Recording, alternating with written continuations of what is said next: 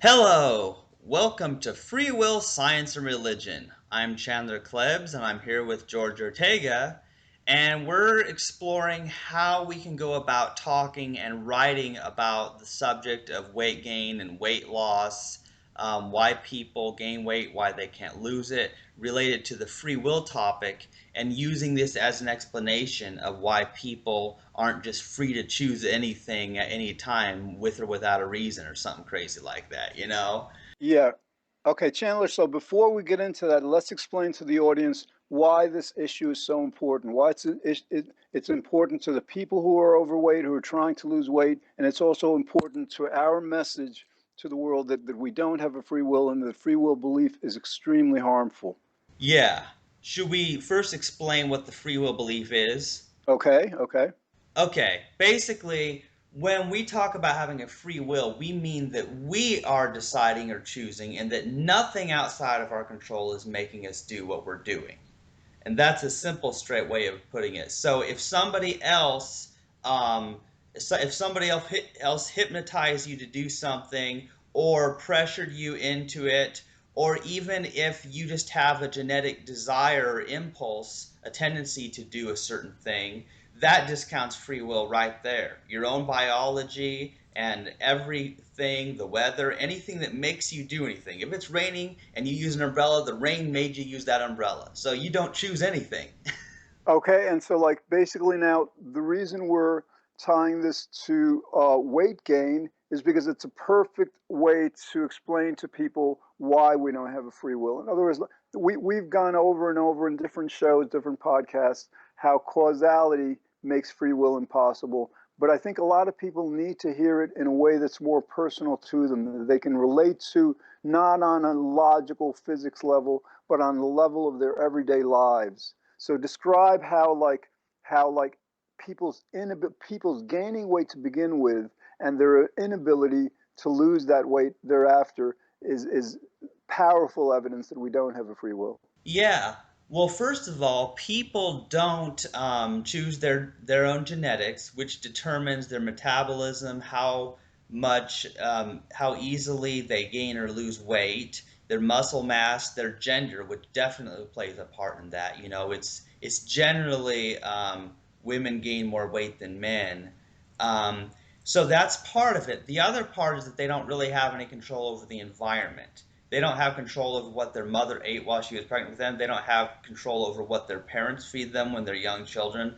They don't have any control over what foods are available in their area, what's grown in their country, or whether they even have the money. You know, they don't choose whether or not they're able to make enough money to buy their own food, or whether they have to rely on charity, you know, and food pantries and all that sort of stuff too, you know.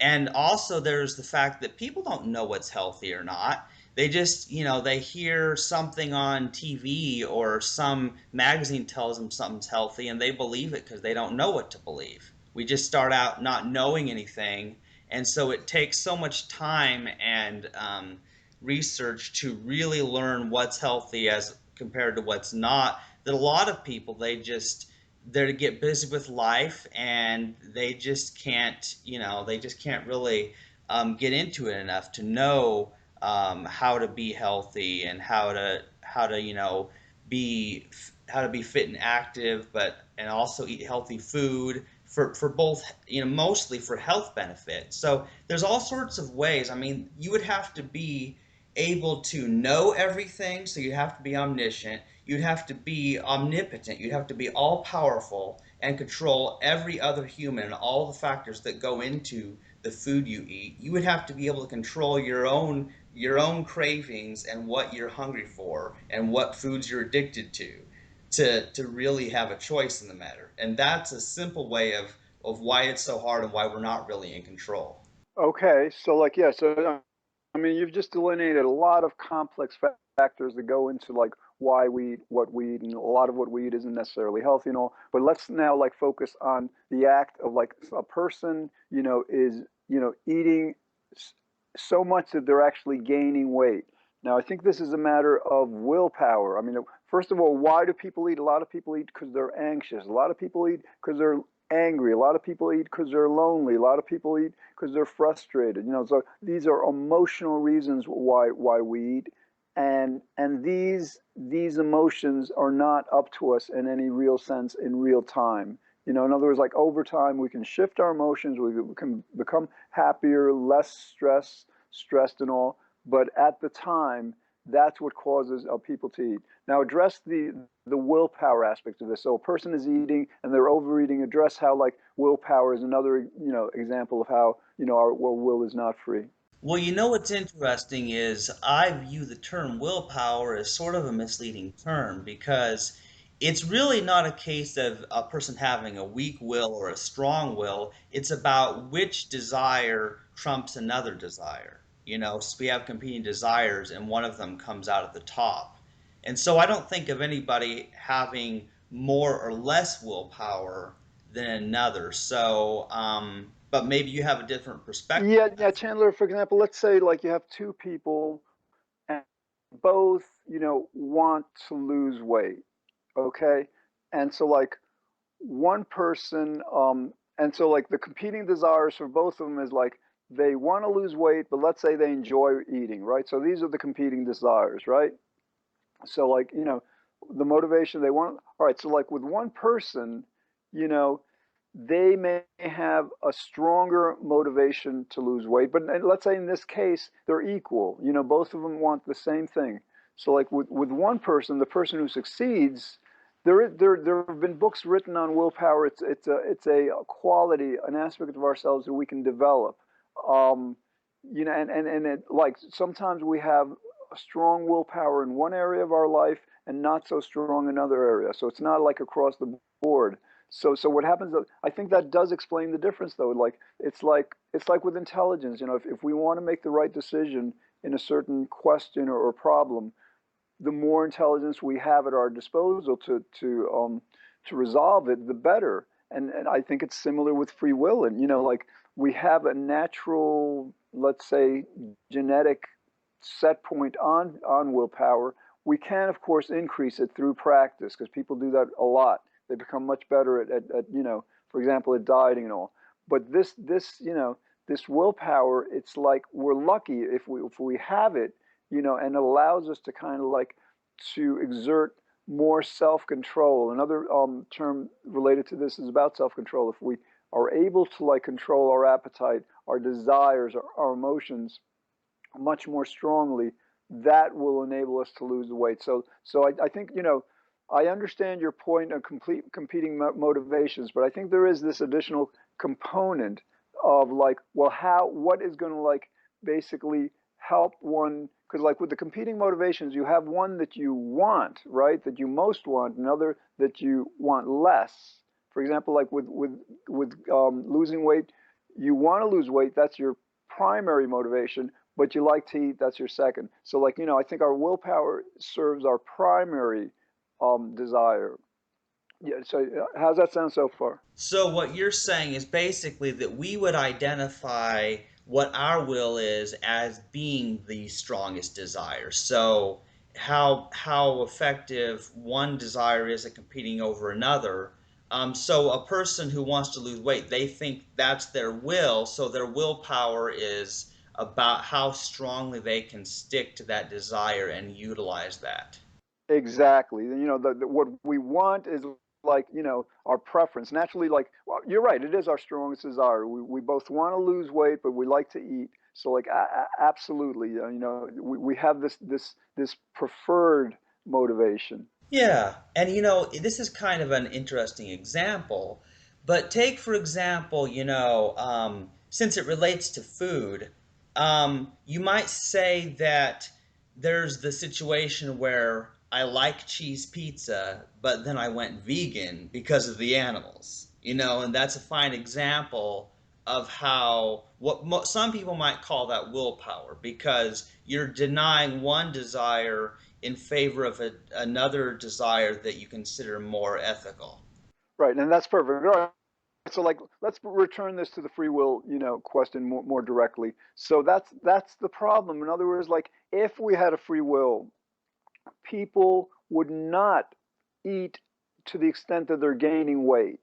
People like their primary purpose is to have a healthy, attractive weight. And if we had willpower, that's the first thing. We would simply not overeat. We would notice our, like our desire to have a weight is the healthy desire, and this desire to overeat is that's actually like a lot of times we overeat to our discomfort, so it doesn't really help us. But all right, so like that's one part of it, and then like when we gain weight, um, like in other words, I'm about I don't know 10 pounds, 15 pounds overweight maybe, or 10 pounds, whatever. And like so, like I try to lose weight, but like there's this emotional I like to eat. I have the especially late at night sometimes. And again, if I had free will, I would like exert the amount of willpower required to eat only. I could weigh myself every day, and like I could like lose a pound a day or whatever, or a pound every couple of days. But that's the thing. In other words, like so, I've been trying to do this for several whatever. I've lost a little weight. I mean, it's not anything that I'm overly occupied with, but that's just such a perfect. This is such a clear example. If we had a free will, first of all, we wouldn't gain the weight, and second of all, losing it would be effortless. We'd say, all right, this is what I want to do, and it would happen of our free will because we would decide to eat less. We would decide to watch our diet and all. Right, but there would be no such thing as some desire that takes control of us. Exactly. All right. So like now Chandler, let's go into the problems in messaging this. This is like the theme of this particular episode. So what do you see as the primary problems in getting people to understand this and appreciate it in the right way? Well, what's interesting is, I mean, I don't think many people have thought of it as deeply as we're describing it here because it is complex and, people are simple. Um, and one thing that I think needs to be pointed out is that, obesity isn't just a case of people eating too much necessarily. There might be cases of that where people are overeating, but I think a lot of it is that what people are eating, and certain things are different for certain people. Like you'll notice that some people, like they do a low fat high carb, and then some people do a high fat low carb, and different weird things work for different people, and their bodies are all different too. And it's interesting because another thing that you might be familiar with is people, their eating habits haven't changed. Like they're not eating any more or any different than they used to, but they're still gaining weight. Well, Chandler, so like, what is your understanding of why, for example, like decades ago, people were not as overweight as they are now? So, Well, actually, I can explain a lot of that. There's been a lot of sugary stuff added. There's all sorts of high fructose corn syrup and all sorts of sugar in almost anything that you have these days. And people, they're not eating like, but yeah, there's all this sugar in every food and every drink, that people are just not aware of. Like, you have to really search hard, because you pretty much you can still get fruits and vegetables, and they're still pretty much the same as they've always been. But people, they eat cereal, they eat all sorts of a lot of people, they're eating meat, they're eating pizza, they're eating all these prepared meals they just heat up in the microwave. but you said earlier that our eating habits haven't changed, like, but it seems like they really have. Yeah, maybe you're right, George, because here's the deal. I was talking, about on an individual level, like a person, as far as they can tell, they're not eating any differently. However, over time, people might be eating the same things, but the ingredients in those foods have changed over time. Okay, that makes a lot of sense. Yeah, more calories per serving for whatever it is. Absolutely. Yeah. And how many people are mindful of all of that? And yeah, I wouldn't be surprised if, like, for example, in snack foods like potato chips, I wouldn't be surprised if, like, they add a certain amount of salt because sometimes, like, when you eat certain ingredients, it'll actually induce hunger. So, like, this is like, I'm not sure if that happened, let's like 3, 4, 5 decades ago.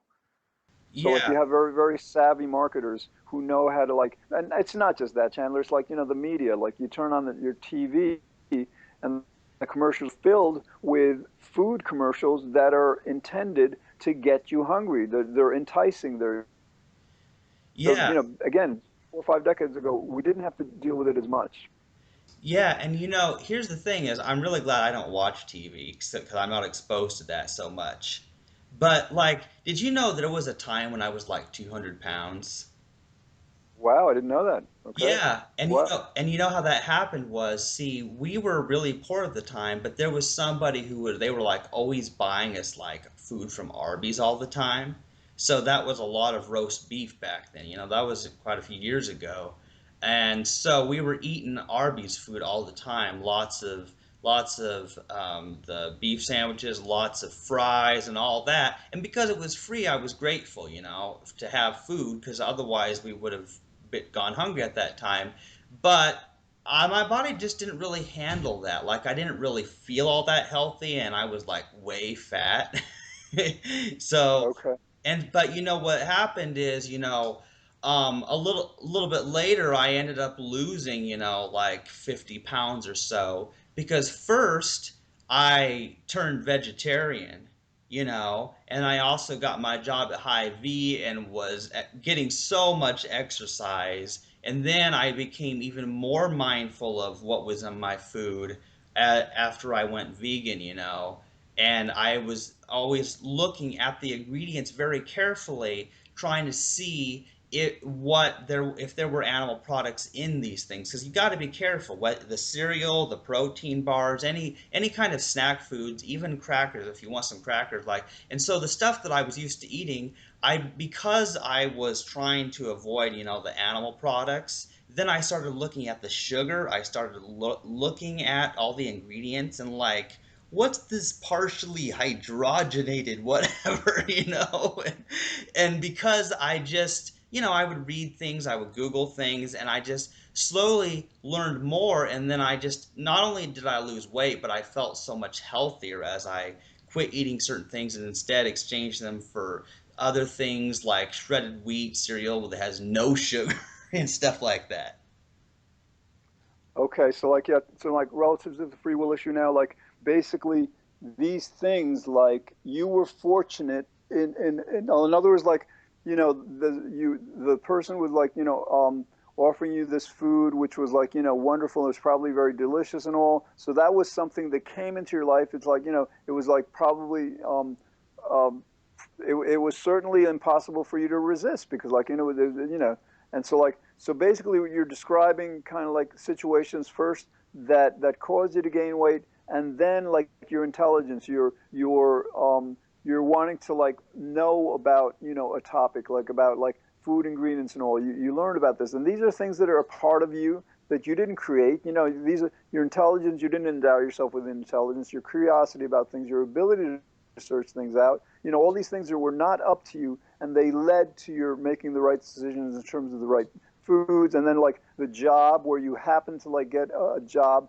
that was like demanded a lot of physical activity. So that kind of like restructured your biochemistry to be able to help you regulate your food intake more. So all these things, they're not freely willed. Like if you would have gotten, let's say, a desk job, then the changes you experienced may not have happened. Exactly, George. And that's an important point because I don't take credit or blame for it, because I Right. realize it was not up to me in any sense. Neither the biology I had nor the background I had, leading us to be in poverty and depend on others to buy us food that perhaps wasn't healthy. And at that time, I was ignorant anyway and didn't see anything wrong with it, so I was sort of better off back then. But now, whenever I can, I try to go for much healthier stuff, But I don't take credit for it, nor do I think I freely willed it, It's just the circumstances so happened to educate me in such a way that through change of habit slowly, I learned a whole different way. All right. So again, Chandler, I want to redirect this to our basic theme. What are the challenges in messaging this to get people to understand it and appreciate it? I mean, I think our target audience are people who are overweight. So because you said like in terms of like promoting this on blog posts and all, there's certain concerns you need to take into consideration. what exactly are these? Let's try to bring them out in more detail. Yeah, it's very interesting because I think what you've mentioned about, the media promotes, the latest enormous cheeseburger at McDonald's or something. That's a fine example, and people are generally in a hurry. They are so busy with their hectic lives, they're working so much, and so they tend to just not have the time to think. They just want fast food. They want food that's quick and easy, rather than the time that it takes to eat healthy. So I think that's another barrier. People living in a much more slower time that wasn't like this modern society, they had an advantage, you All know. right, but Chandler, I want to redirect this again because, like, basically, isn't our the theme just like how we need to present the topic? I mean, are you saying that that's part of what we need to present? Just like the challenges, like that people are exposed to more and more images, like the media.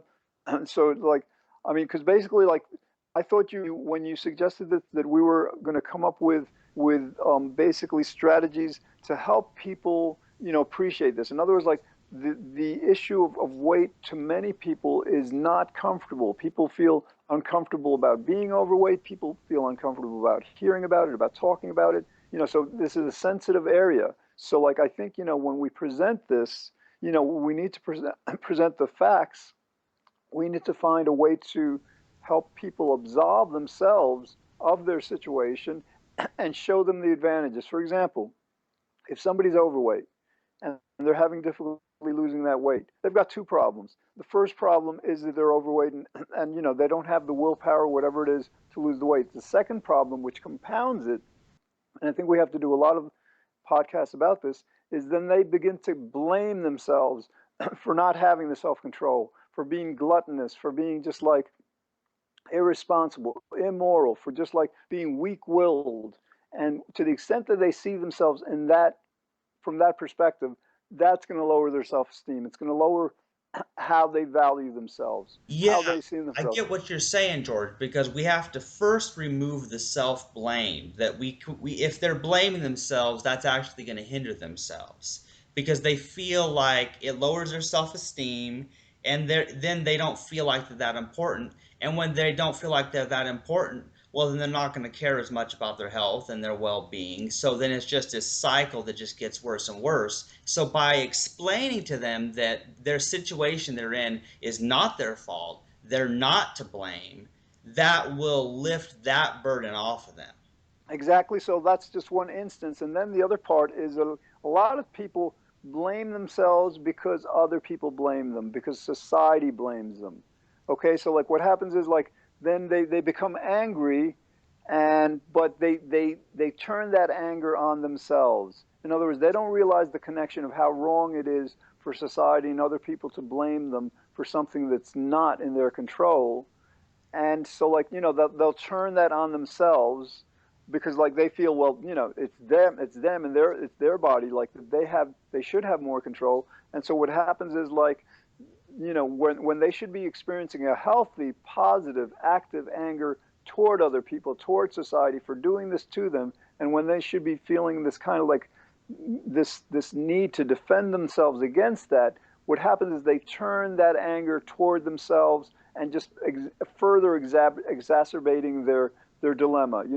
They're kind of like they turn themselves against themselves. So it's not just our blaming ourselves doesn't just come in a vacuum in terms of like we're gaining weight and not being able to lose it. It's intimately tied to the whole of society and to other people's reactions to us. So again, to the extent that like people who are overweight can realize that, can absolve themselves. Now the third step, of course, would be ultimately to absolve other people.